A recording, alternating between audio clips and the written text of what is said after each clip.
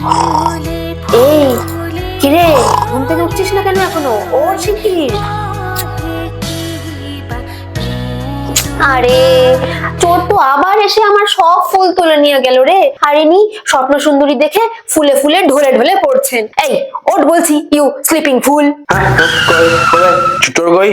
হ্যাঁ রে মুখ পোড়া, চোর তো ব্যোমকেশ বক্সীর ভক্ত কিনা, তাই একেবারে তোর হাতে ধরা দেবে বলে বাইরে অপেক্ষা করছে। তুই গেলেই একেবারে তোর পায়ে পড়ে পুষ্পাঞ্জলি দেবে, তাও আবার আমারই গাছের ফুল দিয়ে। তাহলে তুমি আমার কাঁচা ঘুম ভাঙিয়ে এইভাবে কেন স্বপ্নের জগৎ থেকে বাস্তবে টেনে নিয়ে আসলে মা?